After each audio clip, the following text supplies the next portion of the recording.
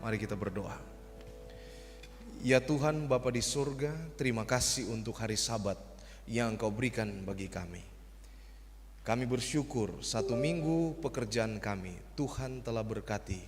Tuhan telah berikan kesehatan, kekuatan, kelancaran dalam segala sesuatu, sehingga kami boleh tiba pada hari Sabat ini dengan penuh kesukaan. Kami akan melanjutkan KKR kami dengan mempelajari firman Tuhan pada malam hari ini yang berjudul Allah itu ajaib.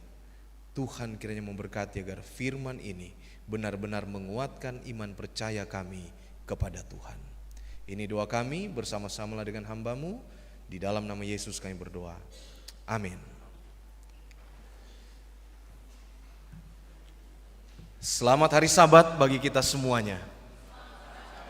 Puji Tuhan, kita boleh tiba pada hari Sabat yang kudus, hari yang ketiga dari KKR kita, Allah yang ajaib, yang dilaksanakan di Jemaat Tanjung Anom. Kita bersyukur kepada Tuhan, dari malam ke malam kita boleh menyaksikan lagu-lagu pujian yang begitu memberkati kita. Dan pada malam hari ini saya diberkati juga dengan mendengarkan lagu pujian yang disampaikan oleh Saudara Simbolon, yang mana lagu ini judulnya adalah Ku Tetap Setia. Penyanyi yang terkenal membawakan lagu ini ada 2 orang. Yang pertama adalah seorang anak kecil pada waktu itu, yang sekarang anak ini sudah usianya mungkin sekitar 20 tahun. Anak ini istimewa karena dia adalah seorang tunanetra. Namanya adalah Gracia Epifania. Dia adalah penyanyi lagu yang dibawakan tadi, Ku Tetap Setia. Dan penyanyi yang kedua yang terkenal yang membawakan lagu rohani ini adalah Asmiranda. Ya, saudara tentunya tahu ini Asmiranda ini bintang film, ya. Dan Asmiranda ini dia punya cerita bagaimana pertobatannya, ya, masuk ke kekristenan. Dia menikah dengan seorang artis juga, namanya Jonas Watimena. Dan ada banyak kisah yang menarik dari pasangan ini. Dan Asmiranda mengeluarkan album, dan salah satu lagu favorit dari album ini adalah Ku Tetap Setia, tadi yang dinyanyikan oleh Saudara Simbolon. Saudara-saudara yang dikasihi oleh Tuhan Yesus Kristus, malam hari ini kita akan berbicara tentang Allah yang ajaib. Seberapa ajaib Allah itu di dalam kehidupan kita akan tergambarkan seberapa banyak peristiwa keajaiban Tuhan yang dicatat di dalam Alkitab, yang kita telah baca, kita telah renungkan, dan kita mengalami kejadian yang ajaib itu. Kalau kita tidak membaca firman Tuhan, bagaimana mungkin kita akan tahu, oh ini peristiwa ajaib yang terjadi di dalam kehidupan saya. Tentunya segala sesuatu itu sumbernya adalah apa? Firman Tuhan. Dan di dalam firman Tuhan, malam hari ini kita akan melihat bagaimana peristiwa-peristiwa ajaib yang dilakukan oleh Tuhan di dalam kehidupan manusia. Ada banyak sekali peristiwa-peristiwa yang ajaib itu. Ada banyak sekali mujizat Tuhan yang dicatat di dalam Alkitab ini. Namun pada malam hari ini kita akan melihat beberapa saja peristiwa-peristiwa yang ajaib, yang menunjukkan bahwa Allah itu betul-betul maha kuasa. Dia punya kuasa yang tidak terbatas, yang bisa saja saat ini juga diturunkan atas kita. Dia berkuasa untuk menjadikan hal-hal yang mustahil berubah menjadi tidak mustahil. Sangat mudah bagi Tuhan. Dan malam hari ini kita akan mengasah kepercayaan kita kepadanya untuk lebih baik lagi dengan melihat beberapa peristiwa yang dicatat di dalam firman Tuhan tentang keajaiban dari Tuhan. Yang pertama, saudara-saudara sekalian, dicatat di dalam Kejadian pasal 1, di mana keajaiban dari penciptaan dunia ini. keajaiban dari penciptaan manusia, nenek moyang kita yang pertama. Dari sesuatu yang tidak ada, kemudian menjadi ada hanya lewat berfirman atau berkata-kata. Ini bukan sepele saudara-saudara sekalian. Ini ajaib saudara-saudara sekalian. Karena nggak ada menjadi apa? Ada. Kejadian 1 ayat 1 dan 2. Dari ketiadaan, dari sesuatu yang semerawut, tidak teratur, muncul keteraturan. Kejadian 1 ayat 1 dan 2. Pada mulanya Allah menciptakan langit dan bumi. Bumi belum berbentuk dan kosong. Gelap gulita menutupi samudra raya. Dan roh Allah melayang-layang di atas permukaan air. Dari sesuatu yang hampa, tidak teratur, dari sesuatu yang kosong, dari sesuatu yang gelap, kemudian muncul sesuatu yang berarti, teratur, dan disampaikan oleh firman Tuhan itu baik adanya semuanya. Kita tahu bersama bahwa Tuhan menciptakan dunia ini. Hari yang pertama Tuhan menciptakan terang. Hari yang kedua Tuhan menciptakan cakrawala. Hari yang ketiga Tuhan menciptakan tumbuh-tumbuhan. Setelah cakrawala, maka cakrawala itu kemudian memberikan perbedaan antara yang di atas dan yang di bawah. Yang di atas kita sebut langit, dan yang di bawah terdiri dari dua. Yang pertama adalah daratan dan yang kedua adalah tempat yang berair. Ini semua namanya cakrawala. Hari yang ketiga Tuhan mengisi tempat yang tidak berair atau yang kita sebut daratan itu dengan tumbuh-tumbuhan yang berbiji dan pohon-pohonan yang buahnya berbiji. Jadi Tuhan mulai kerjakan bagian dari cakrawala ini, yaitu daratan. Itu hari yang ketiga.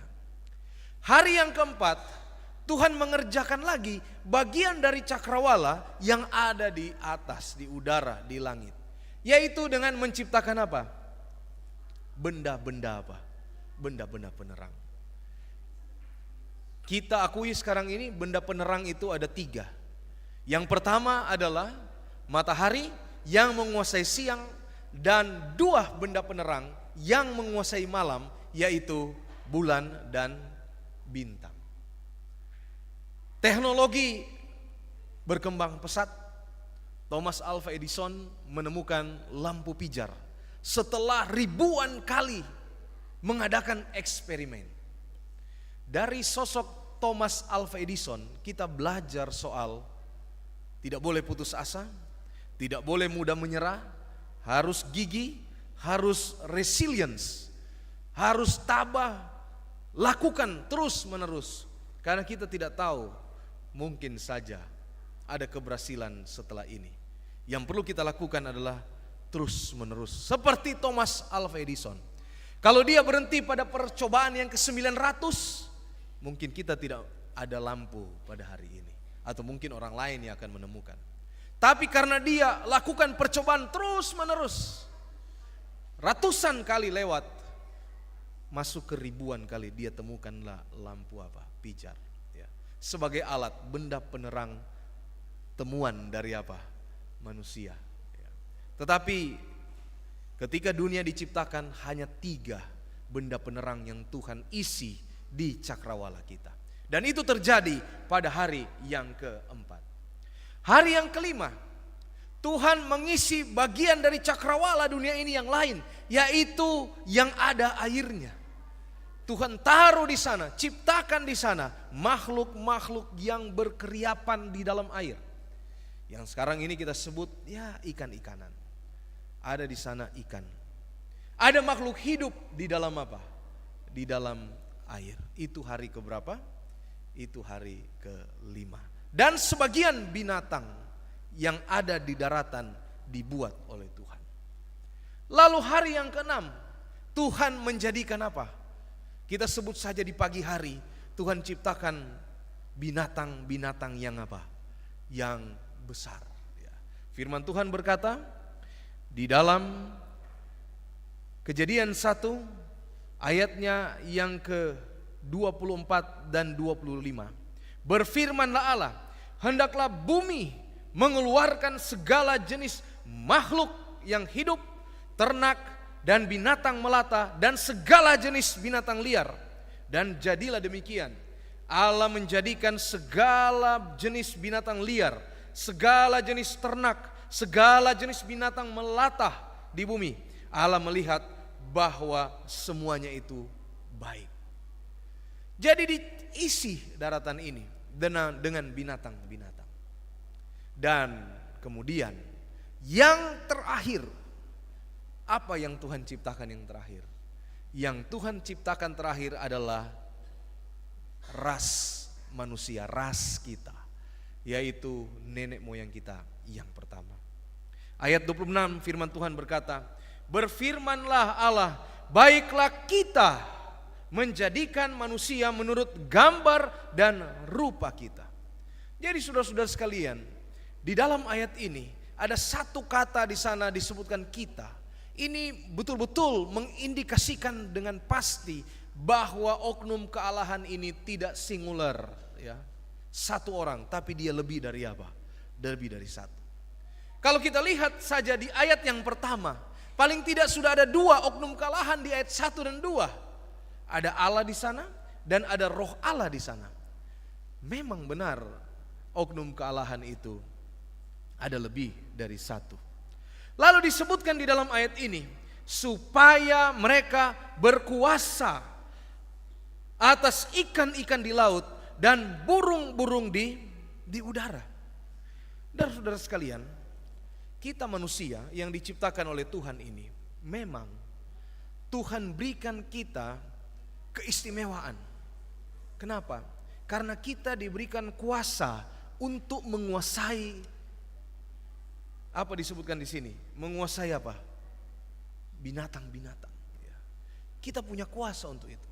Itulah sebabnya saudara-saudara sekalian, ada kuasa yang melekat di dalam diri kita.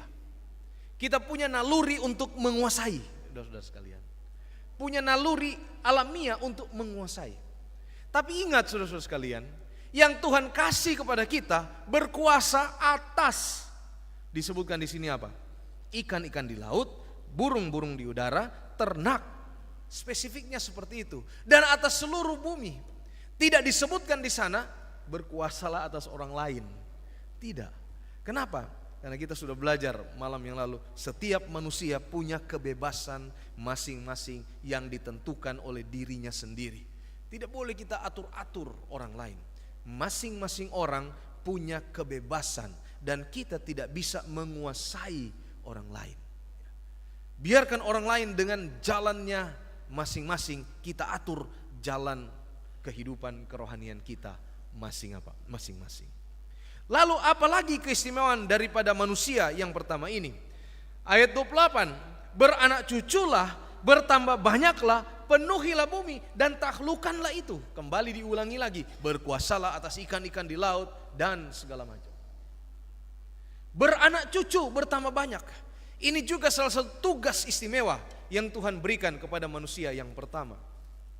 Lalu apalagi? Tuhan juga memberikan makanan kepada manusia yang pertama. Ayat 29, lihat aku memberikan kepadamu segala tumbuh-tumbuhan yang berbiji di seluruh bumi. Dan pohon-pohonan yang buahnya berbiji, itulah yang akan menjadi apa? Makanan. Saudara-saudara sekalian, istimewa sekali kita ini manusia. Berkuasa, diberikan karunia untuk berkembang biak atau beranak cucu ya. Beranak cucu, kalau manusia beranak cucu, kalau binatang berkembang biak. Lalu diberikan juga makanan untuk jadi makanan kita. Kalau saya mau simpulkan, maka manusia ini, kita ini, ras kita ini. Kalau seseorang beli rumah, maka rumahnya sudah jadi, bagus, perabotannya sudah ada halaman, ada tempat parkir, ada ruang tamu, ada sofa di ruang tamu, ada ruang keluarga, ada kamar, ada toilet, ada dapur, semua sudah lengkap. Baru manusia ini apa? Masuk dan dia nikmati itu. Bukankah Allah kita begitu ajaib? Dia meninggikan kita sebagai apa? sebagai manusia.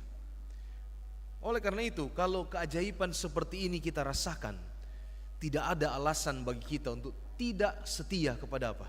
Tuhan. Karena terlalu banyak berkat Tuhan yang Tuhan berikan pada kita. Terlalu banyak berkat Tuhan yang Tuhan berikan pada kita. Satu-satunya alasan kita berada di sini saat ini adalah untuk kita bersyukur kepada Tuhan. Karena terlalu banyak berkat yang Tuhan berikan sama apa? Sama kita. Memang ada penelitian belakangan ini dilakukan oleh Bible Research Institute. Penelitiannya viral dalam sebuah video pendek Reels. Seorang pendeta yang terkenal dari gereja Advent bilang bahwa diteliti dari 4 bagian doa, pujian, pengakuan dosa, permohonan, pengucapan syukur, yang paling tinggi persentasinya adalah apa? Permintaan, permohonan. Ya tidak bisa disalahkan juga ya, karena Matius 7 ayat 7 bilang apa? Carilah, mintalah, macam-macam ya. Ya memang enak kalau kita minta enak sekali. Cari, oh enak sekali. Minta, cari, ketok ya. Tapi saudara-saudara sekalian, harus diakui, ketika kita berdoa, kebanyakan kita minta ini. Minta ini. Itu yang paling banyak persentasinya. Dan yang paling sedikit persentasinya adalah apa? Saudara bisa tebak apa yang paling sedikit? Hanya 4 atau 6%. Yang paling sedikit adalah pengucapan syukur. Memang kita ini saudara-saudara sekalian harus mengoreksi diri kita untuk lebih banyak kita apa? Bersyukur kepada Tuhan. Orang yang bersyukur adalah orang yang selalu melihat segala sesuatu dari sudut pandang yang baik, positif dan baik ya. Kalau orang mau bersyukur lalu melihat hal-hal yang tidak baik, nah jatuhnya bukan bersyukur, jatuhnya adalah complaining, pengeluhan dan macam-macam. Dan itu kebanyakan manusia seperti itu. Belajar untuk bersyukur menjauhkan kita dari pikiran negatif. Belajar untuk bersyukur menjauhkan kita dari complaining. Belajar untuk bersyukur menjauhkan kita dari pengeluhan, saudara-saudara sekalian. Itu obatnya. Kalau saja kita mau bersyukur, dan bersyukur yang pertama itu adalah dalam doa. Sampaikan kepada Tuhan. Kalau kita sudah ulas kejadian 1 dan 2 ini, betapa Tuhan menempatkan kita di posisi yang terbaik dalam penciptaan dunia ini. Masa kita nak mau bersyukur dan nak mau setia kepada apa? Tidak mau setia kepada Tuhan. Seharusnya kita setia, dan itu adalah ucapan syukur terbaik kita yang dapat kita berikan kepada Tuhan. Karena keajaiban Tuhan ini begitu luar biasa, sehingga kita diberikan segala sesuatu, dan itu perlu kita apa? Itu perlu kita syukuri. Mazmur 139 ayat 14. Aku bersyukur kepadamu oleh karena kejadianku dahsyat dan ajaib. Ajaib apa yang kau buat, dan jiwaku benar-benar menyadarinya. Pernahkah ayat ini kita sampaikan di dalam doa kita? Pernahkah ayat ini menjadi ayat doa kita juga kepada Tuhan sebagai ucapan syukur? Aku bersyukur kepada Tuhan karena kejadianku dahsyat dan ajaib. Aku bersyukur kepada Tuhan karena boleh bekerja melayani di sekolah Tanjung Anom. Aku bersyukur kepada Tuhan karena boleh melayani sebagai pendeta di jemaat Tanjung Anom. Aku bersyukur kepada Tuhan karena pekerjaan ini yang saya dapatkan. Aku bersyukur pada Tuhan karena ada keluarga yang Tuhan berikan, karena ada harta yang Tuhan percayakan, karena ada macam-macam yang Tuhan berikan sama kita. Pernahkah ini menjadi ucapan di dalam doa kita? Saudara-saudara sekalian, jangan hanya minta.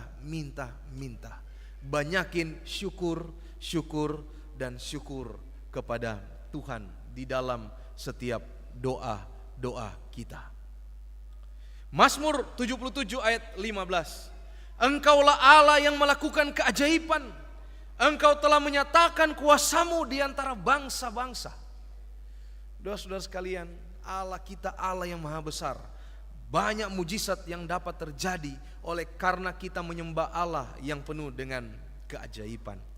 Salah satu keajaiban besar yang pernah terjadi bagi bangsa Israel, khususnya bagi Musa yang menjadi pelaku daripada keajaiban ini oleh karena kuasa Tuhan adalah peristiwa yang dicatat di dalam Keluaran 14. Di dalam Keluaran 14 ada satu peristiwa yang dicatat di sana oleh Musa.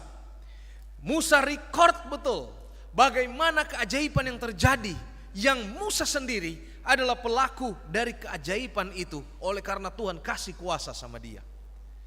Keajaiban apa itu saudara-saudara sekalian? Keajaibannya adalah ketika laut terbelah. Ini saudara-saudara sekalian, ini luar biasa ini keajaiban ini. Kita lihat laut dan sekarang laut itu dia terbelah. Dan bangsa Israel ini mereka masuk ke dalam tanah atau pasir yang kering. Mereka mungkin satu-satunya bangsa yang Tuhan izinkan berjalan dengan berdindingkan air yang tidak tercurah ke dalam. Ayat 21 dan 22 Keluaran 14 bilang seperti ini. Lalu Musa, ini prosesnya, proses keajaibannya. Lalu Musa mengulurkan tangannya ke atas laut dan Tuhan menguakkan air laut itu dengan perantaraan angin timur yang keras semalam-malaman dan membuat laut itu menjadi tanah kering, maka terbelahlah air itu. Saya sempat membaca penelitian jurnal tentang ini. Diterangkanlah air timur ini begini, begitu, begono, begini. Tapi setelah saya baca itu saya pikir-pikir, setajam apapun penelitian yang dibuat oleh manusia yang pikirannya terbatas saat ini, tidak dapat menyelami keajaiban yang Tuhan buat di waktu itu. Saya beriman saja, saya percaya bahwa itu ada. Dan itu mujizat besar, itu salah satu keajaiban besar yang Tuhan pernah buat. Yang mengingatkan saya bahwa Tuhan itu Allah yang sangat ahli membuat yang tidak mungkin menjadi apa? Menjadi mungkin. Kita sementara menyembah Allah yang sangat ahli membuat hal-hal yang tidak mungkin kemudian menjadi apa? Menjadi mungkin. Salah satunya adalah ini. Demikianlah orang Israel berjalan di tengah-tengah laut di tanah yang kering, sedang di kiri, di kanan mereka itu air sebagai tembok bagi mereka. Saya membaca Alkitab terjemahan baru. Saudara-saudara, kiri air tembok. Bukankah ini keajaiban besar yang terjadi?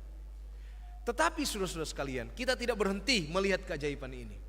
Ada keajaiban yang lebih besar lagi, makna rohaninya bagi bangsa ini. Bukan hanya sekedar laut terbelah, laut jadi dinding, pasir, daratan jadi kering. Bukan hanya soal itu. Keajaiban yang terbesar yang sebenarnya bagi bangsa Israel ini adalah ketika mereka ada di titik keputusasaan di waktu itu. Kenapa mereka putus asa, saudara-saudara sekalian?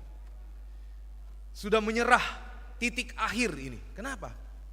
Karena dalam perjalanan ini banyak persungutan, banyak pengeluhan.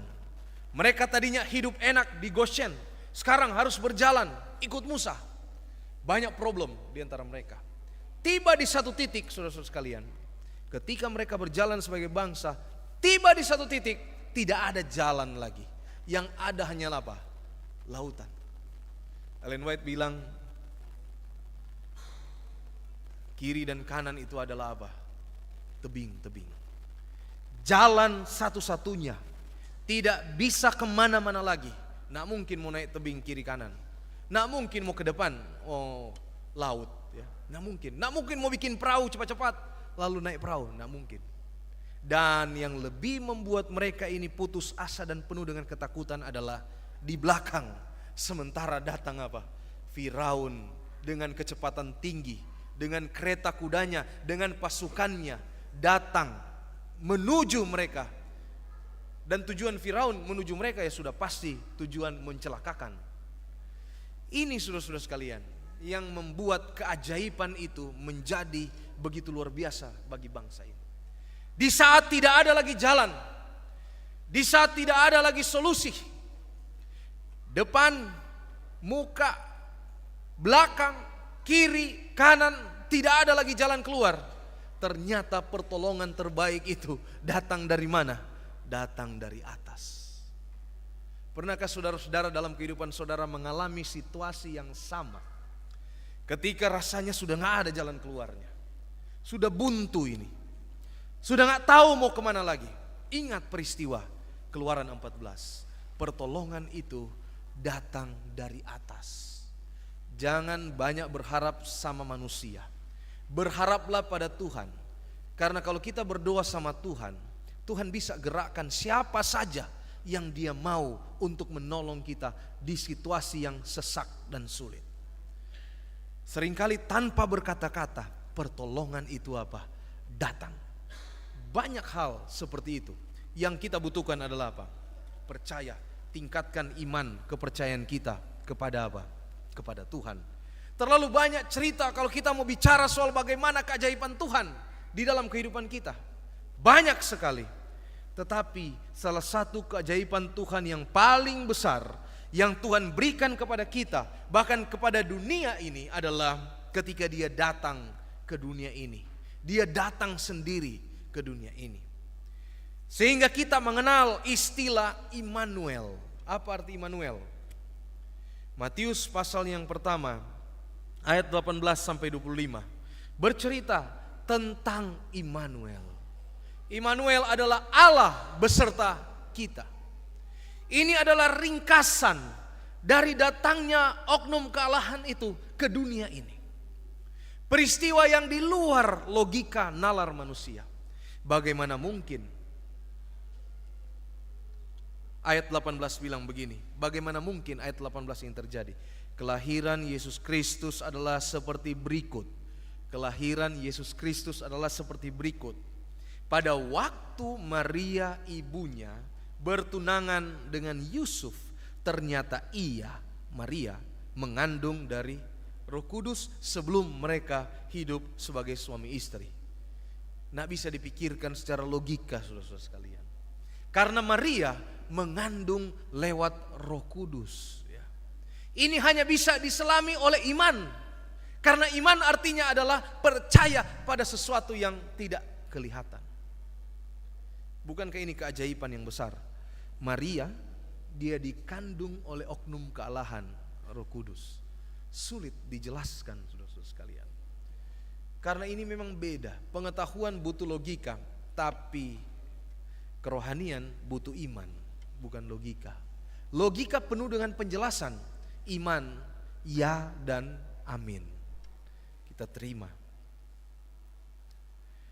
Ayat 21, ia melahirkan seorang anak laki-laki dan engkau akan menamakan dia Yesus, karena dialah yang akan menyelamatkan umatnya dari dosa mereka. Bukankah ini keajaiban yang berlaku bagi kita? Kalau Tuhan tidak datang, maka upah dosa ialah apa? Maut, berlaku sama kita. Tapi karena Tuhan datang, Dia selamatkan, Dia gantikan tempat kita. Kita yang harusnya mati, tapi Tuhan menggantikan tempat kita. Dia menyelamatkan umatnya, kita semua dari dosa. Ayat 23, sesungguhnya anak darah itu akan mengandung dan melahirkan seorang anak laki-laki, dan mereka akan menamakan dia Immanuel. Ini mujizat yang besar, ini keajaiban yang besar yang pernah diberikan sorga sebagai hadiah kepada dunia ini, kepada bumi ini khususnya, kepada khususnya manusia, ras kita yang berdosa, yang telah jatuh ke dalam dosa ini. Dan ketika Tuhan hidup, Dia hidup di keluarga tukang kayu. Artinya sebuah gambaran bahwa kehidupan Tuhan Yesus dipenuhi dengan kerja keras, saudara-saudara sekalian. Ada motivator di dunia ini. Selalu ya kita lihat video-video pendek ya. Sekarang ini dunia dipenuhi dengan video pendek, shorts. 15 detik, 30 detik, 60 detik. Kita lihat di sana. Motivator. Podcast bilang apa? Katanya apa? Keberhasilan itu katanya 90% adalah hard work, kerja keras. Wah, luar biasa. Itu kata orang dunia, ya, kata orang dunia. Kita percaya bahwa Tuhan yang memberikan keberhasilan itu. Tapi Yesus dilahirkan, dia hidup di keluarga tukang kayu. Ini indikasinya bahwa dia juga bekerja keras, saudara-saudara sekalian. Pekerjaan tukang kayu bukan pekerjaan kantoran. Pekerjaan tukang kayu bukan pekerjaan yang apa? Yang gampangan. Ini membutuhkan tenaga yang luar biasa. Artinya Tuhan kita dididik dengan keras, Yesus Kristus ini. Di keluarga yang betul-betul bekerja sebagai apa? Tukang kayu. Dan ketika dia besar, ketika dia melaksanakan tugas pelayanan ini, setelah dia dibaptiskan oleh Yohanes Pembaptis di Sungai Yordan, Yesus melakukan mujizat besar yang pertama. Yesus membuat keajaiban besar yang pertama. Dan inilah keajaiban pertama yang dia lakukan di muka umum. Dicatat di dalam Yohanes 2. Yohanes pasal 2. Mari buka Alkitab kita. Kita lihat Yohanes pasal 2. Ada kisah keajaiban di sana, yaitu keajaiban yang terjadi di perkawinan di kota kecil yang bernama Kana. Saudara dikasih oleh Tuhan Yesus Kristus, di dalam perkawinan itu, Yesus, keluarganya, murid-muridnya diundang. Berarti sudah pasti orang yang menikah ini punya hubungan yang baik atau berkeluarga dengan Yesus dan murid-muridnya.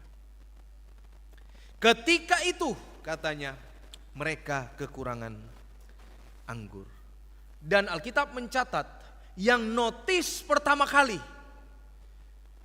yang peka pertama kali dengan keadaan itu, kekurangan itu adalah ibu Yesus.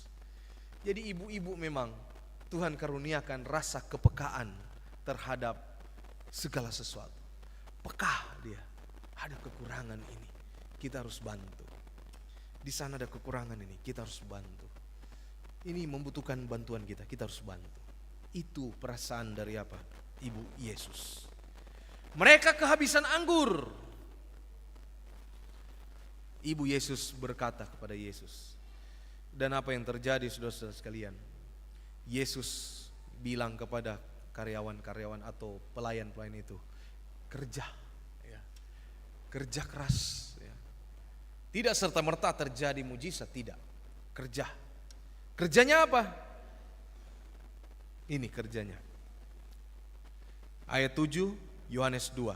Yesus berkata kepada pelayan-pelayan itu, isilah tempayan-tempayan itu penuh dengan air.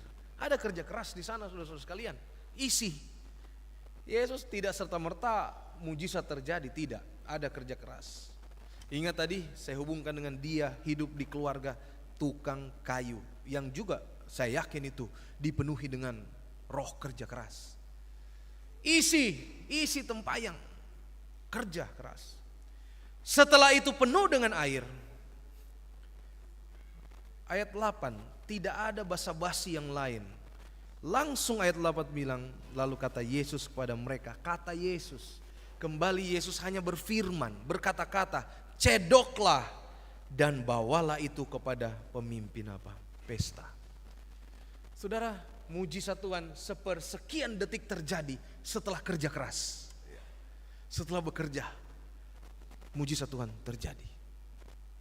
Apa respon keluarga dan ketua pestanya? Wah, ini gak lazim. Biasanya orang yang menikah itu, keluarga yang membuat pernikahan itu, biasanya ayat 10 bilang, setiap orang menghidangkan anggur yang baik dahulu, dan sesudah orang puas minum, barulah yang kurang baik. Tetapi engkau menyimpan anggur yang baik sampai sekarang. Jadi rupanya di budaya Timur Tengah waktu itu, kalau pesta ada, maka yang baik-baik dulu yang dikeluarkan. Anggur-anggur yang manis sekali dikeluarkan dulu. Nanti belakangan orang sudah kenyang makan minum, baru yang kurang-kurang baik ini, yang KW2, KW1 dikeluarkan. Yesus tidak. Mujizat Tuhan ini berarti kita tahu di sana bahwa anggur yang dibuat oleh Yesus kualitasnya jauh lebih tinggi dari anggur buatan manusia. Saudara mau percaya siapa kalau begitu? Mau bergantung sama manusia? Jelas sekali dalam peristiwa ini. Ketika Yesus melakukan sesuatu, hasilnya lebih baik daripada hasil perbuatan tangan manusia. Jadi saudara-saudara sekalian, banyak berdoa, banyak bersyukur pada Tuhan. Kenapa? Karena kalau Dia bekerja untuk kita, Dia bekerja dengan totalitas, dan Dia ketika melakukan sesuatu itu jauh perbandingannya dari usaha manusia. Jauh, tidak bisa tidak bisa dibandingkan. Sebab itu kita sesuai dengan lagu dari Farel ojo dibandingke. Ya, ojo dibandingke. Kalau Tuhan bekerja, nah ada bandingannya. Kalau kita ada di pihak Tuhan, siapakah lawan kita? Kalau Tuhan bekerja untuk kita, yang mustahil bisa jadi Tidak mustahil. Pertanyaan bagi kita pada malam hari ini adalah, apakah mujizat keajaiban Tuhan itu masih ada saat ini? Mungkin sudah bertanya, Pak Pendeta, itu kan cerita-cerita di dalam Alkitab. Pertanyaan, apakah itu masih ada sekarang ini? Saudara-saudara sekalian, yang membedakan orang yang percaya dan tidak percaya adalah cara pandang. Kalau saudara memandang tidak ada sekarang, maka jadilah demikian, itu tidak akan terjadi. Tapi ketika saudara membaca dan melihat, merenungkan ini, itu ada di Alkitab, itu ditulis di Alkitab. Saya percaya itu, saya imani itu. Maka sekarang pun ketika ada hal-hal yang sulit di dalam kehidupan ini, saya percaya apa yang dituliskan Alkitab akan terjadi keajaiban dan mujizat itu di dalam kehidupan saya. Kalau kita punya cara pandang seperti itu, saudara-saudara sekalian, firman Tuhan berkata, jadilah seperti apa yang kau percayai. Jadi kita punya kendali terhadap diri kita sendiri. Saudara mau di positive side atau saudara mau di negative side, pilihan ada di saudara. Saudara pilih positif, mujizat terjadi, keajaiban terjadi. Saudara pilih yang negatif, ya saudara akan berada di dalam hal-hal yang negatif juga. Firman Tuhan berkata, Ibrani 13 ayat 8. Saya titipkan ayat ini. Yesus Kristus tetap sama, baik kemarin maupun hari ini, dan bahkan sampai selama-lamanya. Kita menyembah Allah yang sama. Allah yang inspirasikan kurang lebih 40 penulis Alkitab.